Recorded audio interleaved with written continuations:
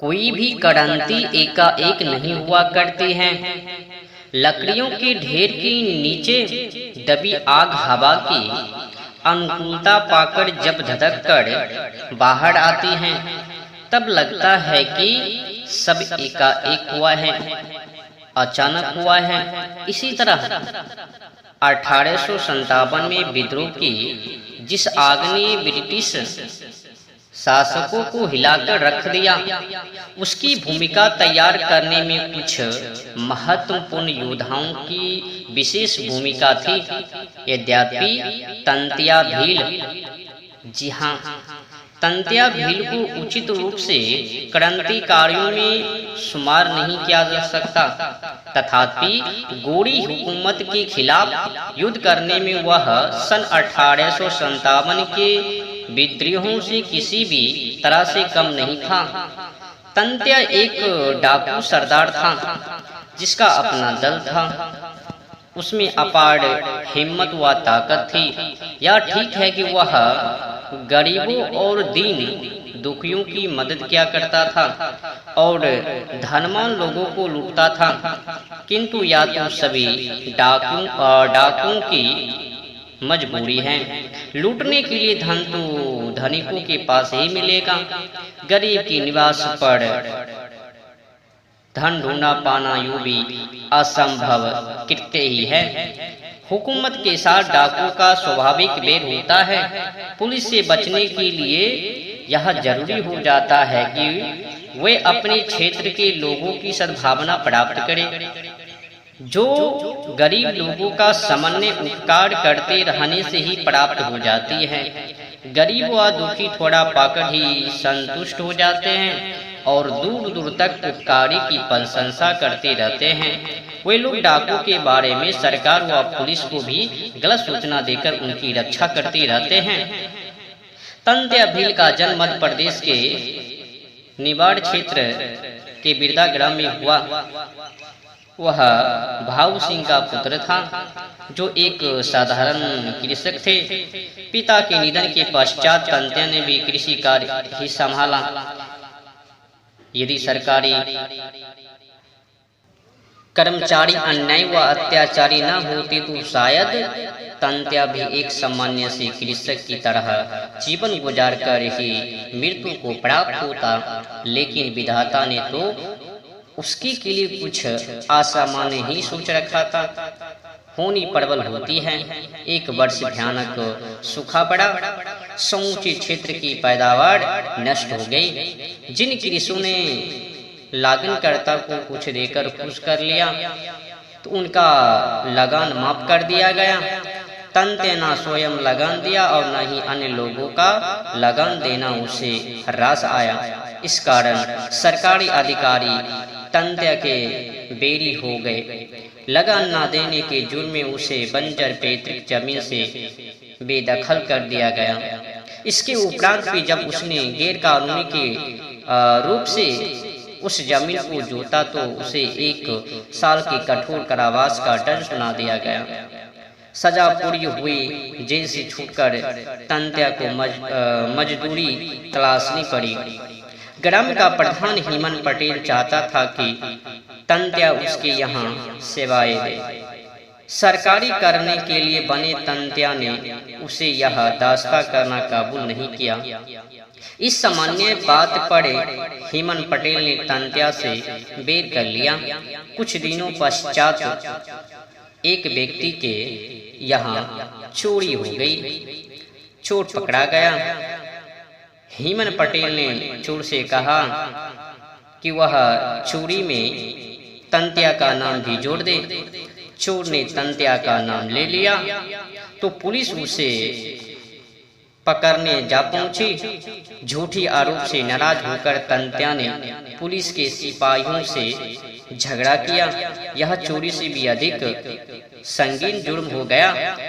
तंत्या को 1 महीने के लिए पुनः जेल भेज दिया गया। इस प्रकार तंत्या भील के साथ घोर अन्याय किया गया। इस दफा तंत्या जेल से निकलना तो वह एक अलग ही व्यक्ति था। शरीफ व प्रतिष्ठित के स्थान पर वह अपने बहुबल से अन्याय और अत्याचार के खिलाफ जंग के लिए विद्रोही बन गया। उसने अपने भील साथियों का एक गिरोह बनाया। उसे विजयनिया और दोपिया नाम के दो वफादार साथी भी मिल गए। तंत्या व हेमंत पटेल में दुश्मनी गहरी हो गई। तंत्या ग्राम त्याग कर वन में रहने को विवश हुआ। गांव में वह तभी जाता था जब उसे कोई डकैती डालनी होती थी। वह हेमंत पटेल के साथियों को बंधक बनाकर ले जाता था और मोटी रकम मिलने पर ही उन्हें रिहा करता था। भीलों की खासियत यह थी कि वे बहादुर होते थे। पटेलुआ प्रधानों की खासियत यह थी कि वे घमंडी, छली एवं धोखेबाज भी होते थे। दिल में जहर रखकर भी वे मुख से मीठी भाषा बोल सकते थे। हेमंत पटेल ने भांप लिया कि ग्रामीण तंत्या पर तो उसका जोर चल सकता था, किंतु वनवासी तंत्या पर तो हुकूमत का भी कोई जोर नहीं चलता। अंततः उसने सुलह सफाई का छद्म रास्ता अपनाया। बेहद खुशामद करके उसने तंत्या व उसके सहयोगों को अपने यहाँ दावत पर बुलाया। तंत्या उसके बहकावे में आ गया। पटेल ने पुलिस से संपर्क साधा हुआ था। जिस वक्त तंत्या और उसके साथी भोजन कर रहे थे, उसी वक्त पुलिस ने चारों तरफ से उन्हें घेर कर पकड़ लिया। उन पर मुकदमा कायम हुआ और फिर मध्य प्रदेश राज्य के खांडवा की जेल में उन्हें भेज दिया गया। साधारणतः जेलों तोड़ी नहीं जा सकती, किंतु इसके बाद भी कैदी जेल से फरार होने में सफल हो जाते हैं। जिन कैदियों का हौसला व संकल्प मजबूत हो, उनके लिए कोई भी जेल दुर्विद्य नहीं होती। तो यह किस्मत की बात थी कि तंत्या को लोहे की एक छड़ प्राप्त हो गई। उसने जेल की मोटी दीवार में इतना बड़ा छेद बना लिया कि उसमें से एक एक करके उसके सब साथी फरार हो गए। चादरों को परस्पर बांधकर उन्होंने एक मजबूत रस्सा बना लिया। उसके सहारे चढ़कर वे जेल की चार दीवारी से फरार हो गए। फरार तंत्या का पुलिस ने पीछा किया, किंतु उसे पुनः गिरफ्तार नहीं किया जा सका। तंत्या को न केवल हेमंत पटेल को बदला लेना था, बल्कि अपने दल को भी फिर से खड़ा करना था। एक रात्रि उसने हेमंत पटेल के घर पर धावा बोला और हेमंत पटेल को तरपा कर कुत्ते की मौत मारा गया। उसके पश्चात उसकी पुलिस के अधिकारियों ने जबरदस्त दुश्मनी हो गई। आगामी 8 सालों में तंत्या के दल ने 400 से ज्यादा डकैतियां डाली। औसतन प्रत्येक वर्ष 50 डकैतियां। कोई भी सरकार ऐसे गिरोह की अनदेखी नहीं कर सकती। जिस भी अधिकारी को तंत्या से निपटने का जिम्मा दिया जाता, उसे तंत्या खुद ही निपट लेता था। एक दफा एक उत्साही दरोगा ने तंत्या को पकड़ने की जिम्मेदारी ली। अपने मुखबिरों से तंत्या को यह जानकारी मिल गई कि चंद सिपाहियों के साथ दरोगा एक छोटे से स्टेशन पर उतरे तो सामान उठाने के लिए हमाल तलाशा पर छोटे स्टेशन पर हमाल कहा। एक देहाती व्यक्ति ने पुलिस को इस विपदा में देखा तो करीब आकर पूछा, क्या बात है, आप किसी प्रकार की मदद चाहते हैं? तो दरोगा ने कहा, हमाल चाहिए, थाने पहुंचना है। तो देहाती ने व्यवस्था से स्वर में कहा, यह हमाल कहाँ? आप कहे तो आपका सामान मैं थाने तक पहुंचा देता हूं। आप मेरे साथ चले। थाने पहुंचकर आप अपने इस साथियों के लिए गाड़ी भिजवा देना। दरोगा प्रसन्न हो गए और उसके साथ चल पड़े। तो दरोगा का फौलादी टक देहाती के सिर पर रखवा दिया गया। कुछ दूर जाकर देहाती ने कहा, दरोगा साहब आपका टक ज्यादा भारी है, जरा देर को नीचे उतरवा दे तो मैं एक पल आराम कर लूं। तो दरोगा ने कहा, टरंक इतना भारी तो नहीं है, तुम ही कुछ अधिक नाजुक कमियाज व्यक्ति हो। इतना कहकर वह टरंक उतरवाने लगे तो टरंक जमीन से लगा ही था कि उस देहाती ने शीघ्रता से दरोगा की पिस्तौल उनकी पेटी से झटक कर छीन ली और कहा, आप मुझे गिरफ्तार करने आए हैं तो कर ले। कहते हुए उसने वही पिस्तौल दरोगा की तरफ तान दी तो दरोगा ने गिड़गिड़ाकर जीवन भिक्षा मांगी। तंत्या ने कहा, वह कारतूसों की पेटी भी मेरे सुदूर कीजिए, उसके बिना तो पिस्तौल बेकारी है। पिस्तौल और कारतूस लेकर तंत्या भील दरोगा को वही आधे रास्ते में ट्रक सहित छोड़कर भाग गया। दरोगा बड़ी कठिनाई से थाने पहुंचे। वह इतने शर्मिंदा हुए कि वह वहां ठहरने ही नहीं। वक्त गुजरा। एक अन्य दरोगा ने अंग्रेजों की दृष्टि में सम्मान पाने के उद्देश्य से तंत्या भील को गिरफ्तार करने की जिम्मेदारी ली। इस उद्देश्य की पूर्ति के लिए उन्होंने एक थाने में बसेरा जमा लिया।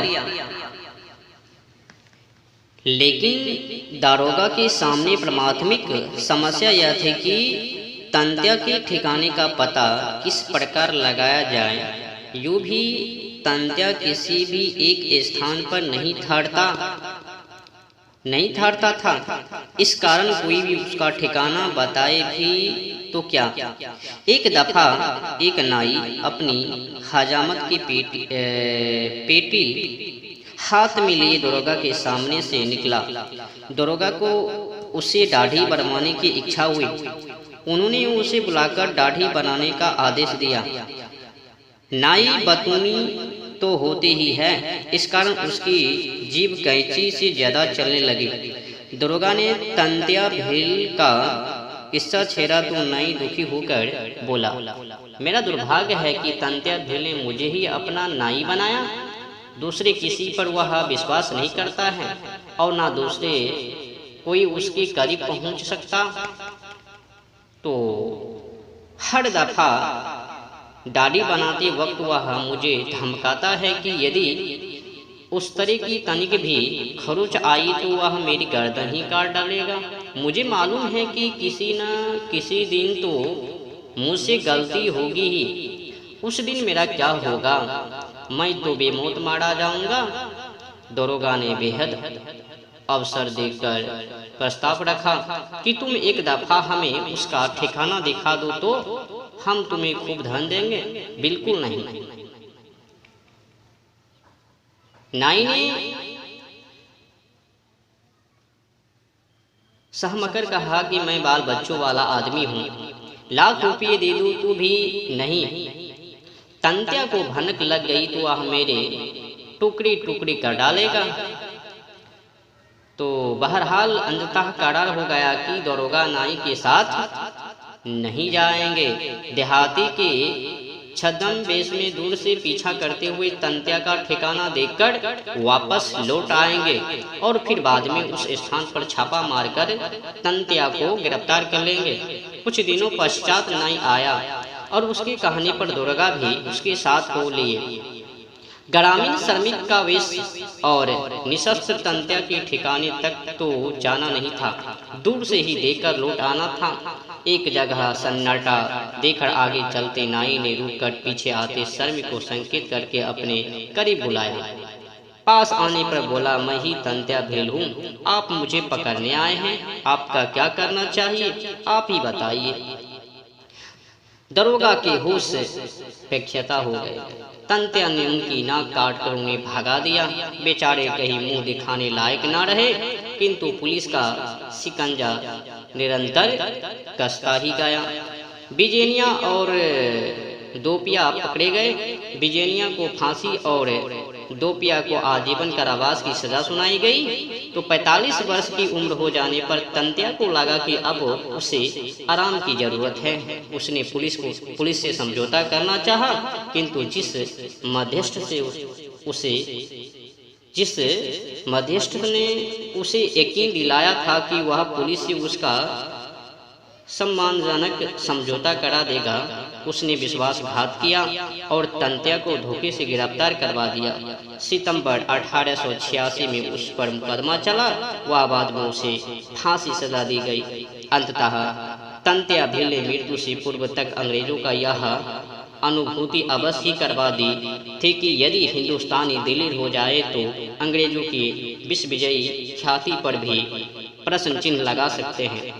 तंत्या भील ने कई वर्षों तक अंग्रेजी हुकूमत को छकाए रखा था और उसकी मृत्यु ब्रिटिश हुकूमत के लिए राहत की बात थी। सन 1857 की क्रांति अपने आप में कई कारणों से महत्वपूर्ण थी। उस समय अंग्रेजों ने आधी दुनिया पर यूनियन जैक लहरा रखा था और कई देशों को अपना उपनिवेश भी बना रखा था। अखंड हिंदुस्तान उनकी तमाम उपनिवेशों में सर्वाधिक कमाई वाला उपनिवेश था। 1857 की क्रांति का महत्व इस कारण और भी बढ़ जाता है कि क्रांति लगभग सफल हो चुकी थी। यदि कुछ गद्दारों ने उस समय गोरा का साथ नहीं दिया होता, इस क्रांति की विशेषता यह थी कि अंग्रेजों की हिंदुस्तानी फौजियों ने भी विलुप्त कर दिया था। तो इस कारण इसे भारत का सर्वप्रथम स्वाधीनता संग्राम भी कहा जाता है। आजादी हेतु यह क्रांति का शुभारंभ था, क्योंकि अंग्रेजी शासन के कारण सभी वर्गों से असंतोष का भाव था। 1857 की क्रांति में विभिन्न वर्गों ने अपना योगदान दिया था। सभी वर्गों के विद्रोह करने के कारण भी तब अलग अलग ही रहे थे। सबसे पहले तो वे राजघराने और जागीरदार थे, जिनके राज व जागीरें ईस्ट इंडिया कंपनी द्वारा नियुक्त राज्यपालों और महाराजपालों ने आदूरदर्शी निर्णय व लालच के कारण छीन ली थी।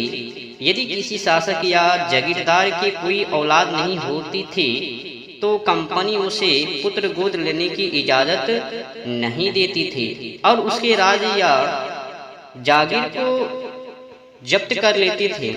इस कारण कई रजवाड़े और जागीरदार फिरंगियों के दुश्मन बन गए थे। बिठूर के नाना साहब और झांसी की रानी लक्ष्मीबाई को इसी श्रेणी में रखा जा सकता है। दोनों उस समय अपने राज्य के लिए लड़ रहे थे। उस समय वे यह नहीं सोच रहे थे कि उन्हें हिंदुस्तान को आजाद करवाना है, लेकिन उनका संघर्ष अंग्रेजों के खिलाफ अवश्य था। इस विद्रोह में शरीक दूसरा वर्ग था, नाराज और अपमानित देशी सैनिकों का। हिंदुस्तान के सामान्य लोगों की गरीबी का फायदा उठाकर ईस्ट इंडिया कंपनी हिंदुस्तानी सैनिकों की भर्ती बहुत ही मामूली वेतन पर करती थी। सेवा की शर्तें काफी कठोर होती थी और इससे भी बुरी बात यह थी कि गोरे अधिकारी और सिपाही देशी सैनिकों से बहुत बड़ा अपमानजनक व्यवहार करते थे। प्रत्येक देशी सिपाही मन ही मन कुट रहा था और प्रतिशोध लेने के लिए अवसर का इंतजार कर रहा था। देशी सैनिकों के इस असंतोष का फायदा रजवाड़ों और जागीरदारों ने अपने स्वार्थ साधनों के लिए उठाया और उन्हें अंग्रेजों के विरुद्ध बगावत करने को उकसाया तथा अपना समर्थन देने की बात कही। तो सभी यूरोपीय लोग अन्य देशों में व्यापार करते हुए अपने पादरी भी साथ ले जाते थे। वे पादरी ईसाई धर्म का प्रचार करके लोगों को लालच देकर धर्म परिवर्तन हेतु उकसाते थे। इस कारण हिंदुस्तानी व मुस्लिम धर्मगुरु भी उनके विरुद्ध हो गए थे। यूरोपीय पादरियों के साथ जब हिंदुस्तान के धर्म व मजहब के गुरुओं का झगड़ा हो जाता था तो ब्रिटिश हुकूमत पादरियों का साथ देने के लिए सेना की ताकत भी लगा देती थी। इस कारण धार्मिक स्तर पर भी स्थानीय लोग शोषण का शिकार हो रहे थे। जब धर्म गुरुओं ने स्थानीय सैनिकों को उनकी धर्म का वास्ता देकर अंग्रेजों का विरोध करने के लिए उकसाया था तो हिंदुस्तानी सैनिकों भी अपने धर्म की रक्षा करना चाहते थे। इस कारण ईसाई धर्म का विरोध करने के लिए वे भी अंग्रेजों के शत्रु बन गए। अन्य समूह उन प्रबुद्ध राष्ट्रभक्तों का था, जो सोने की चिड़िया कहे जाने वाले अपने देश को अंग्रेजों के आर्थिक शोषण के कारण निरंतर कंगाल होते और उजड़ते हुए देख रहे थे। स्थानीय उद्योग षड्यंत्र पूर्वक उजाड़े जा रहे थे ताकि इंग्लैंड का माल हिंदुस्तान में बेचा जा सके। ये लोग स्वदेश के हित की भावना से हिंदुस्तान से अंग्रेजों को सदैव के लिए बाहर कर देना चाहते थे, किंतु इनकी संख्या और प्रभाव का नग्न ही था। 1857 का विद्रोह मुख्य रूप से गोरे अधिकारियों और सैनिकों के खिलाफ स्थानीय सैनिकों का संग्राम था। इस क्रांति के लिए रजवाड़ों व जागीरदारों ने धन दिया था। मौलवियों व साधुओं सन्यासियों ने सैनिक छावनियों में खूब प्रचार भी किया था। पूरे देश में सामूहिक विद्रोह के लिए 31 मई 1857 का दिन मुकर्रर किया गया था, किंतु क्रांति की वह तारीख आने से पूर्व ही विद्रोह हो गया था। इसी कारण विद्रोह कामयाब नहीं हो पाया था। स्थानीय सैनिकों को जब यह जानकारी मिली कि कारतूसों पर लगाए गए कागजों पर गाय व सुअर की चर्बी लगी होती है, तो हिंदू व मुसलमान दोनों ही धर्मों के सैनिक भड़क उठे। दरअसल उन कारतूसों को बंदूक में डालने से पहले उनके ऊपर चढ़े कागज को दांत से हटाना पड़ता था। उन कारतूसों से चिकना बनाने के लिए उन पर चर्बी लगाई गई थी, जो गाय और सुअर की होती थी। गाय की चर्बी स्पर्श करना हिंदू के लिए नरक तुल्य और सुअर की चर्बी का उल्लेख करना भी मुसलमान के लिए हराम था, निषिद्ध था। तो सैनिकों को तब समझाया गया कि कंपनी हिंदुओं व मुसलमानों का धर्म भ्रष्ट करने के लिए जानबूझकर इन कारतूसों का प्रयोग कर रही है। इससे स्थानीय सैनिक भड़क उठे थे। उनके इस प्रकार भड़क उठने से अंग्रेजों की शक्ति आधी भी नहीं रह गई थी। इस दुर्भाग्य की कहा जाना चाहिए कि 1857 की क्रांति के समय जन सामान्य निष्क्रिय बना रहा था। उसे उस क्रांति का हिस्सा नहीं बनाया जाना यही साबित करता है कि क्रांति की योजना में भारी कमियां रही थी। आम जन के माध्यम इस बात का प्रचार नहीं किया गया था कि अंग्रेज किस प्रकार आर्थिक रूप से उनका शोषण कर रहे हैं, उनके धर्म को खतरे में डाल रहे हैं, उनकी प्रशंसा को लील रहे हैं तथा उनके रंग भेद नीति के कारण गुलाम बनाए हुए हैं। इन बातों का प्रचार न हो पाने के कारण 1857 की क्रांति में जन सामान्य का योगदान प्राप्त नहीं किया जा सका। यदि जन सामान्य में जागृत पैदी की जाती तो भारतीय इतिहास निश्चय ही दूसरा रुख ले चुका होता। मुगलों व मराठों के रक्तपात व लूटपाट से त्रस्त रही रियावा को अंग्रेज जब मित्र सम्मान ही लगते थे, मुस्लिम शासन में अधिकांश प्रजा को ज्यादा शोषण का शिकार होना पड़ा था। इस कारण प्रजा को डर था कि क्रांतिकारी कामयाब हुई तो फिर से गुलाम बादशाह शासक बनकर उनका शोषण करेगा। इस कारण तब प्रजा के लोगों ने पराजित होकर भागते हुए गोरों की प्राण रक्षा भी की थी। आम जन को क्रांति में सहभागी बनाने के लिए प्रयास नहीं किए गए थे और इसी कारण क्रांति नाकाम रही। हिंदुस्तानी बहुमत नहीं चाहता था कि उसे पुनः किसी मुस्लिम शासक के अधीन होना पड़े। इस कारण प्रजा ने अंग्रेजों का साथ देना चाहा था। तो नेपाल नरेश महाराजा जंग बहादुर भी इसी कारण अपनी गोरखा सेना को लेकर अंग्रेजों की मदद के लिए सामने आए। नाभा व पटियाला के सिख शासकों को भी पुनः मुस्लिम हुकूमत स्थापित होने से भयभीत होकर अंग्रेजों को सैनिक मदद दी। बहादुर शाह जफर को सम्राट घोषित करना उस समय की बड़ी भूल थी। कई राजाओं व शासकों ने तब इस क्रांति में तटस्थ रहकर अंग्रेजों का समर्थन किया था। महज मुसलमानों का साथ प्राप्त करने के लिए ही बहादुर शाह जफर का नाम सम्राट के रूप में प्रचारित किया गया था, लेकिन हिंदुओं को यह निश्चय ही स्वीकार नहीं था कि कठिन संघर्ष के बाद पुनः मुसलमान ही शासन स्थापित हो। इस सोच को अंग्रेजों ने भी भांप लिया था। इस कारण उन्होंने हिंदुओं के बीच इस बात का प्रचार भी किया। इससे हिंदू भड़क गए और 1857 की क्रांति कमजोर पड़ गई। इस बात में कोई संदेह नहीं है कि अंग्रेज सैनिक आधुनिक हथियारों से सुसज्जित थे और उन्हें युद्ध करने के ज्यादा तजुर्बे हासिल थे। उनकी व्यूह रचना भी हमसे ज्यादा दक्ष थे। इस कारण आमने सामने के संघर्ष में उनसे पार जाना बेहद कठिन था। उनके बिस्तरिया तोपखानों और बंदूकों के सामने तलवारों से